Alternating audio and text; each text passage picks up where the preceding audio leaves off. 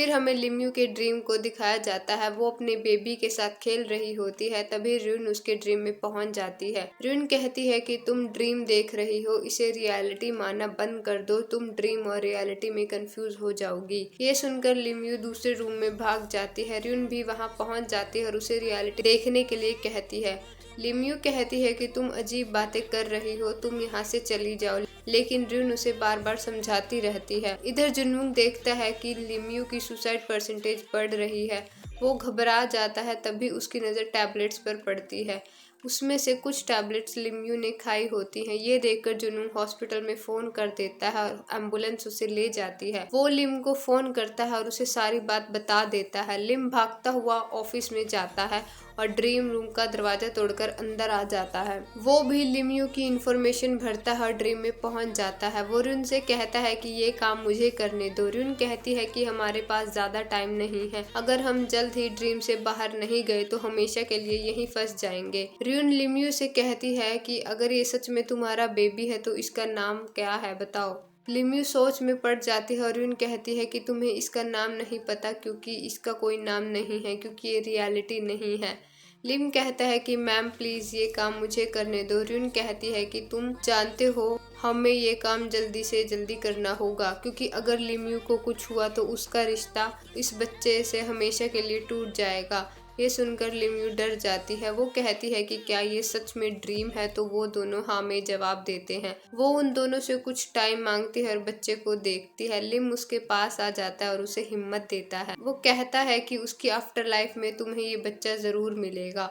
लिम्यू कहती है कि पर ये इतना छोटा है कि इसे हम याद भी नहीं रहेंगे। लिम कहता है कि बच्चे को सब पता होता है, बच्चा पेट में अपने मॉम डैड की बातें सुनता है, उसके मॉम डैड उससे कितना प्यार करते हैं वो बच्चे को पता होता है। फिर लिम्यू याद करने लगती है कि उसके बच्चे के पैदा होने से पहले वो और उसका हस्बैंड क्या क्या किया करते थे। वो उसके लिए छोटे छोटे सामान लाया करते थे, वो उसकी अल्ट्रासाउंड की फ़ोटो रखा करते थे और खिलौने इकट्ठा करते थे। लिम कहता है कि तुम दोनों का ये सारा प्यार बच्चा याद रखेगा। लिम पेरेंट्स और बच्चे के प्यार के बारे में बात करता है और लिम्यू रोने लगती है। बोलते बोलते लिम भी इमोशनल हो जाता है और रोने लगता है।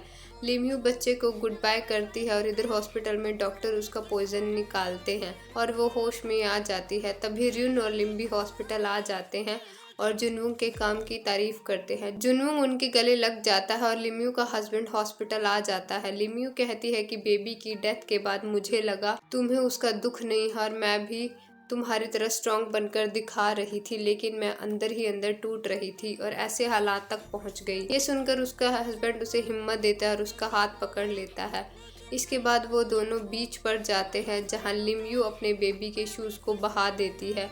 उसका हस्बैंड कुछ लेने के लिए वहां से जाता है और तभी लिम वहां आ जाता है। लिम कहता है कि मुझे सेल्फिश बनने के लिए माफ कर देना मॉम। ये कहते ही वो अपनी पावर यूज करता है और लिम्यू को उसकी पास्ट लाइफ याद करा देता है। वो याद कराता है कि वो उसकी मॉम थी। लिम बोलता है मॉम ये मैं हूँ। लिम्यू कहती है कि मैं तुम्हें यंग एज में देखना चाहती थी, मैं तुम्हें देखकर बहुत खुश हूँ। वो दोनों रोने लगते हैं। लिम उससे माफ़ी मांगता है और कहता है कि मॉम मुझे उस दिन के लिए माफ़ कर दो। उस दिन मैंने आपको बहुत कुछ सुनाया था जिसका रिग्रेट मुझे आज भी है। लिम्यू कहती है मेरे बच्चे, अगर मुझे आज भी पास्ट में जाकर किसी की मॉम बनना हो तो मैं तुम्हारी मॉम बनूंगी, मुझे तुम्हारे ऊपर प्राउड है। लिम कहता है कि मॉम हमारा साथ तो ख़त्म हो गया, लेकिन आपका और नए बेबी का साथ ख़त्म नहीं हुआ और ना मैं होने दूंगा। मैं हमेशा अपनों को प्रोटेक्ट करूंगा, इसलिए मैं ग्रिम रीपर बना हूँ। ये सुनकर उसकी मॉम कहती है कि तुम्हें ऐसा करने की ज़रूरत नहीं है, तुम ग्रिम रीपर की जॉब छोड़ दो। लेकिन लिम कहता है कि नहीं मॉम मैं आपको प्रोटेक्ट करूंगा। वो दोनों रोते रहते हैं और लिम मैजिक से उसकी मेमोरी मिटा देता है और वहाँ से चला जाता है। फिर लिम र्यून और जुनून बैठकर गपशप करते हैं। बातों बातों में लिम कहता है कि वो रिस्क मैनेजमेंट टीम में वापस आने वाला है। सारी बातें ख़त्म होने के बाद र्यून डायरेक्टर के पास जाती है। डायरेक्टर उसे लाइफ की बात बता रही होती है। वो कहती है कि कुछ रिग्रेट एक लाइफ में भी ख़त्म नहीं होते। तभी पार्क वहां आ जाता है। वो कहता है कि डायरेक्टर आपने मुझे क्यों बुलाया है। डायरेक्टर जवाब देती है कि ताकि मैं तुम्हारी नींद ना आने का इलाज कर सकूं। पार्क इस बात का मतलब पूछता है तो डायरेक्टर वहां से चली जाती है। पार्क उसके पीछे जाता है।